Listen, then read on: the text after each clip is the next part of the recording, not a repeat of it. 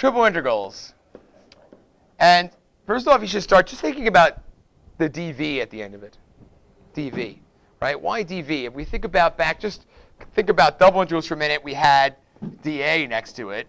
And then a single integral, we had dx maybe, or dy. Sometimes you learned last year in BC it was advantageous to integrate around a different axis than the x-axis. But if you think about it, dx is a linear measure. It's measuring a small change along a one-dimensional object, a line in the x direction. If it was dy, y direction. dA is a small change in area, right? And that came from a couple of places. We could integrate dx dy, or dy dx, or r d theta dr, or r dr d theta, right? And with triple integrals, this v is chosen on purpose. You should think of this like a volume, okay? And we'll start with the simplest of problems, something like this. So here's our first example. We'll just compute it, and then we'll try and make some sense of what it means maybe. So let's say you were asked to find this triple integral x, y, z squared dv over a region E. And E is going to be the region defined by the following set. It's all x, y, z such that 0 is less than or equal to x is less than or equal to 1, comma, negative 1 is less than or equal to y is less than or equal to 2, comma, 0 is less than or equal to z is less than or equal to 3. Okay? So, here's your set. Okay? Now, I'm calling E a region, roughly calling it a region. You might want to call it a solid or something else. So if we just consider what's being described here, we attempt to draw it, and I will tell you that in triple integral problems, what you might try and draw sometimes it can be pretty difficult to try and do this. This one's not so bad. First off, let's consider this case. X is between 0 and 1, so here's 1, here's 0. Y is between negative 1 and 2, so I'm going to extend this y-axis a little bit this way, and then mark off negative 1 on the y-axis, and then y goes up to 2. There's 2. Okay? And what you can start to see now, before I do anything else, is you can see a base for this solid that I'm calling E. Looks like this. Okay? We think about that rectangle that I've just described. That rectangle, all the x values are between 0 and 1. And all the y values are between negative 1 and 2. Okay? And then lastly, z is going from 0 to 3. So 1, 2, 3. There's z. So I'll draw that part over here, right? And then the same thing on the front. And there you go. So this whole thing all together is what I would call E. All right? Now I'm using the word region loosely here. Region makes us think of like 2D objects, that kind of stuff. But this is really a 3D object we're integrating over. Now, if we think about what integrals generally do, if we just go back to the 2D world for a minute, back in the 2D world when you did an integral under a function, if you integrated from a to b, you took the interval from a to b, you broke it into a set of subintervals, and then you found the area of these rectangles underneath the curve, right? So that's how you sort of went up a dimension. When you integrated with respect to one variable, you integrated along something that was linear. When I say along something's linear, like the x-axis is just you're moving in one direction. And the answer you got was represented in an area. Okay? When we did double integrals, think about that for a second, we would integrate over a region. I mean, the simplest problem we did was we integrated over a rectangular region, maybe this kind of thing. And then we had the surface up above it here. And what we did was we created sort of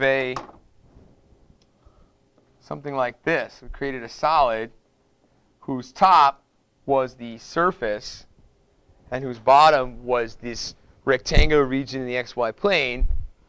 And we broke that rectangular region into little subcomponents, and we kept doing that. And then for each of those subcomponents, we found a rectangular prism that would go with it. Now this picture got a little messy. And then we added them all together, and we ended up with the volume. Okay? So now you can kind of see things are going to be a little tricky in this 3D, with this triple integral expression, because if you think about it, what we're doing is we're taking this big rectangular box and we're splitting it up into little tiny rectangular boxes. Okay? And then for each of those rectangular boxes, like if we were to take out, we'd look at the rectangular box that's just in this corner by itself, we're going to have sort of a hard thing to conceive. The function in our particular problem is this. So what this is saying is, to every little rectangular prism, evaluate this function for that particular rectangular prism. So somewhere in this, say we pick this lower corner here, we're going to find the value of f of x comma y comma z equals x, y, z squared. So we would take whatever these coordinates were here at this point, and we'd sub them in here, here, and here, and we'd get a number. And we'd take that number, and we'd multiply it by dv. And then you would do that again for all the little rectangular prisms that are like spread out amongst this partitioned 3D object. So now it's tough to say what the answer is, right? It's not a volume. It's actually a dimension beyond the volume. I've taken something with volume and I multiplied it by another number. So the question is, what does this mean? It's often tough to decide what the meaning of a triple integral is, except in some very special cases. So let's actually calculate that integral. There it is. I'll take this. I'll go to a new page with it. Okay.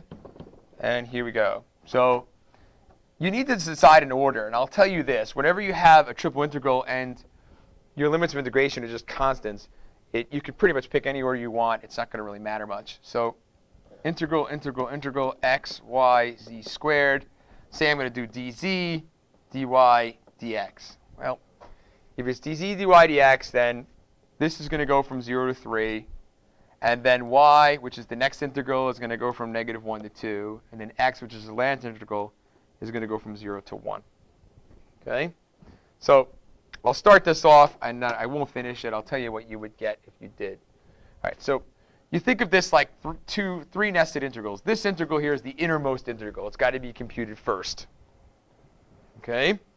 So we're integrating this expression with z as the variable. So if z is the only thing that's varying, x and y are acting like constants. The antiderivative is 1/3 x, y, z cubed. Evaluated from 0 to 3. So if I take 3 and plug it in there, 3 cubed is 27 times 1/3 is 9. So I get 9xy. And when I plug in 0, it's just going to collapse everything. So here we are. That is the value of the inner integral. And you'll notice it only has x and y left in it.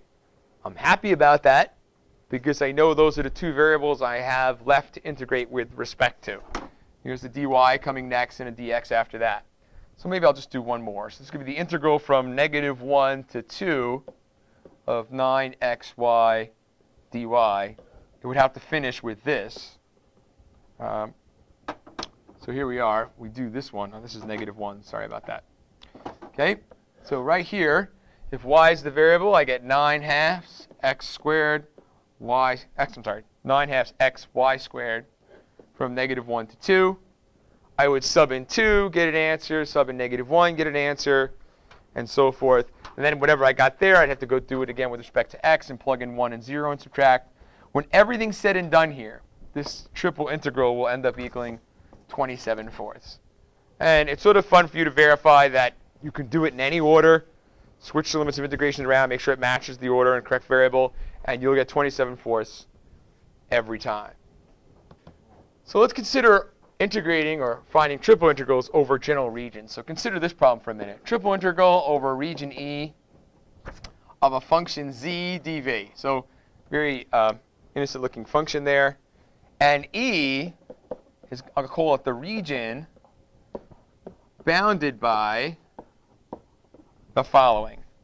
X equals 0, y equals 0, z equals 0, and x plus y plus z equals 1. Okay? So a hurdle with triple integrals is often just even trying to draw the region itself. Okay? So you need to know a few things. So for example, if you think about x equals 0 for a minute, that's actually a pretty famous plane. This one here is the yz plane. And then the same reasoning, if y is 0, that means x and z get to be whatever it wants. So that's the xz plane. And then this one here, this is the xy plane. Okay, so we have like 3 walls, so to speak, that are starting to bound our region. Here's what they look like. Here's x, here's y, here's z. We're saying the xz plane, which is this side here, right? And then you have the yz plane, and then the xy plane. So we're sort of in this upper octant. We're stuck there, okay? And then this piece here is a plane. You know it's a plane, right? It's just, you've seen that before. But you can get some points on it pretty easily. For example, if you just think about what would happen if x equals y equals 0, right? So if x equals 0 and y equals 0, then I'm along the z-axis. That implies that z is equal to 1. So you know you go through the point 0, 0, 1. And the same reasoning tells you that you have to go through the point 1, 0, 0, and also through the point 0, 1, 0. Right? So what's that look like? Well, a plane that goes through those points looks like this. Okay, that's a triangular section of that plane. And now what you can see is I'm integrating over a region which looks like, we'll call it like a tetrahedron. It's a 4-sided polygon, or a polyhedra, I should call it. Polygons, that's for 2D objects, so this is a polyhedra. Okay? Fun little question. Is it true that all the sides of that tetrahedron are congruent? Yeah. Sort of fun to think about. The answer is no. You can kind of tell. For example, this side right here has length square root 2, right? While this side and this side have lengths 1, 1, 1. There's another square root 2, another square root 2. So this triangle that we're looking at from the front here, which is sort of tipped over, touching the x and y axis and leaning against the z axis, is a bigger triangle. It has longer side lengths than the other triangles. The other triangles are not regular triangles. They're right triangles. So the front one's an equilateral triangle with side length rad 2, and all the others are right triangles that are 1, 1 rad 2. So this is not a regular tetrahedron. Okay, so now the question is, how do you write the limits of integration? Because we can't say the following. We can't say that x is always between 0 and 1, or y is always between, while y is always between 0 and 1. There's not a rectangular box here. Okay, so let's start deciding upon an order. So let's think about an order for this. Let's pretend we're going to try and integrate with respect to z first, and then y second, and then x third. Let's say we decide we're going to do that. Okay, the function z. All right. So the question is, what does z vary from and to? Well, if you just look at the picture, you can tell z, the lowest z could ever be in this picture, is on the base of this tetrahedron. So z is 0. And that never changes. The lower bound for z is always the same. It's always 0. But the upper bound does change because it depends on where I am on the base of this tetrahedron. Like if I'm over here and I look up, there'd be some point I would hit on the slanted triangle that's leaning against the z-axis. Or similarly, like if I was back here very close to the origin, then the z value would be pretty high. It would be up here somewhere before I hit the top of that triangle. Way in the corner here, z is only going to 0. So z is varying between 0 and the equation of this plane, which we have there, but I'm going to write another way. I'm going to write z equals 1 minus x minus y. So that's what z varies between 0 and 1 minus x minus y. That's what it does. Okay? All right. So the next thing is to decide what y is doing. Well, y isn't free to be whatever it wants either. If you think about it, if we look at just the triangular base for a minute, if we think about the shadow that this object makes into the xy plane, it looks like this. Here it is. Here's that triangular base of our tetrahedron. Well, if we ask ourselves how y varies, y clearly never goes below 0. So that's a nice limit of integration. That could be 0 there. But as we move up, y could be pretty big or pretty small. And there's lots of different values that y can take. Well, if we know x, if we know what x is along this horizontal axis, we can get y by doing the following. Now, here's where it gets a little tricky. I'm going to tell you the answer, and then we have to think about why that's true. So here's a way to think about that. Okay. So here's this point. There you go. Those points here, you actually know what they are. This is the point 1, 0, and this is the point 0, 1, right?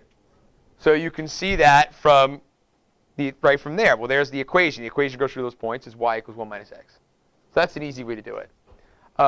Another way to do it would be to think about the following. We know the equation of the plane is z equals 1 minus x minus y, right? And if we're in the xy plane, if we're stuck in this xy plane here, then that implies that z equals 0. So put that in here and watch what happens. You get 0 equals 1 minus x minus y. If I bring y to the other side, you get y equals 1 minus x. So that's another way to figure out what y is bounded between, what the equation that line is. So that's the upper bound for y, 1 minus x. Okay? Now, these two upper limits of integration sort of make sure that I stay within the tetrahedron. And these expressions depend on, you'll notice this expression depends on x and y. This depends just on x. So as long as x stays between 0 and 1, like it's supposed to here, then I can be promised that y will stay between 0 and 1 minus x here. And then as y stays between 0 and 1 minus x, then z will stay between 0 and 1 minus x minus y. It'll come up off this board here at us and keep us underneath that slanted triangular section of the plane. So these limits of integration can be pretty complicated to describe. Advice is always, z is going to vary from 0 to the equation of the plane that was given to us. That's not bad. It's the second one that people tend to have trouble with.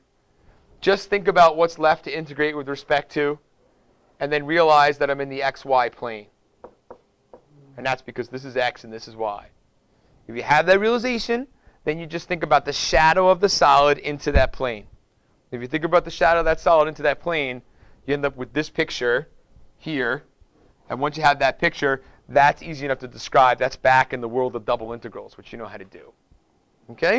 All right. So let's do one more. This one's sort of a fun one to think about. Okay. So let's find a triple integral of this expression, square root of x squared plus z squared dv over region E. And E is going to be the region bounded by y equals x squared plus z squared and y equals 4. All right. So like I promised you, trying to visualize what these regions of integration look like is really something. Right? But let's think about it. First off, if you look at this piece right here, just for a moment, I noticed on the left, or on the right that is, you have x squared plus z squared. That makes me think of like the equation of a circle almost, right? Back in the 2D world, x squared plus y squared equal to radius squared. So if we think about that for different values of y, you get some interesting things. So for example, if y is equal to 0, then that implies x squared plus z squared equals 0. So then you must have x equals 0 and y equals 0. So if we attempt to draw that, our picture starts off at least like this, right here. It's got to go through that point. Okay? All right. Now, let's consider different cases. Like, for example, what if y equals 1? Well, if y equals 1, that implies 1 equals x squared plus z squared. So now I'm saying y is 1, so we're stuck in the plane where y is equal to 1. And we're getting a cross-section that's a circle of radius 1. So it looks kind of like this. 1 this way, 1 up, 1 back, 1 down. You got like a circular cross-section there that's centered around the y-axis. Okay? And then lastly, they stopped all this story when y equals 4. 4 was picked on purpose, you can tell, because if 4 equals x squared plus z squared, that's a circle whose radius is 2. So we go out to y equals 4. We're stuck in that plane. We go forward 2, up 2, back 2, down 2. We get another circle like that. Okay? So this thing is actually called a paraboloid. It's chopped off at the top, though. When we get to y equals 4, they just slice it and end this. So that's called a paraboloid. Since this paraboloid is oriented like around the y-axis, I'm tempted to do that order. Like, in other words, do dy first, because I know what y is bounded between. It's clearly stated in the problem that y is bounded between this and this. So I sort of know right away. So my natural instinct is to start there. So I'm going to do triple integral. I'm going to do dy first. I'm not sure about what's next yet, so I'll just do dy. Y is always between this circular top, right? And then if I were to imagine y varying, if I pick a point here and I follow the change in y, at some point it bumps into the surface of this paraboloid along some circle. So y is going to vary between the paraboloid, which is x squared plus z squared, to 4. Okay, and actually I had a nasty integrand here. What was it? The square root of x squared plus z squared. Okay, so that's that. All right, so now I need to sort of make a decision about maybe dz, dx. Okay, so we're going to go into that plane now. All right, so this is going to be a little harder to envision than the other tetrahedron was. All right, so the way to spot like what shadow you're interested in is to look at what's left to integrate with respect to. So you'll notice we're stuck in the xz plane. So that's how we know we care about the xz plane. And if we were to imagine rays of sunlight coming this way, all parallel to each other, then the shadow that this paraboloid would cast onto the xz plane would just be this. A ray of sunlight would come by right here, would come to the plane and hit there. And then it would come in, maybe hit up here somewhere. So you end up with this circular disc back here. That would be the shadow. That picture's pretty bad, but here's how you should look at it. It looks like this. It's a circle of radius 2. Okay, so here's the point 2, 0. Here's the point 0, 2, and so forth. So that's our shadow. Now, we need to describe this region. Well, luckily we recognize it as a circle, and circles have a nice equation. X squared plus z squared equals 4. Okay? Now, the order of integration, I just sort of randomly decided I was going to do dz first and then do dx. Well, to do that, I need to ask what z is varying between. So I think about vertical lines in the z direction. You can see z is varying between the upper part of this circle and the lower part of this circle. Okay? So I need to solve this thing for z. So if I do that, I get z equals plus or minus the square root of 4 minus x squared. So this guy on the bottom is the negative square root of 4 minus x squared. And this one on the top is the positive square root of 4 minus x squared. So that's what z is stuck between. So x stays between negative 2 and 2. Now, if you keep x in here between negative 2 and 2, and then use this to bound z, then that'll sort of guarantee that you span out a semicircular region, right? So you have to think about, as x stays between negative 2 and 2, what do these two things do to z? Well, they bound z between a lower semicircle and an upper semicircle. And as long as we do that, we keep all our x and z there, then y will stay between here and here, which is what we want. Okay, so we're ready to put these limits of integration on. This is going to be negative 4 minus x squared to positive 4 minus x squared, as this goes from negative 2 to 2. Okay. Nothing. So there you go. Here's your triple integral, this thing right here. What we're going to do in the next video is look at how we're going to calculate this. You can almost be promised that there's some pretty scary things that are going to happen.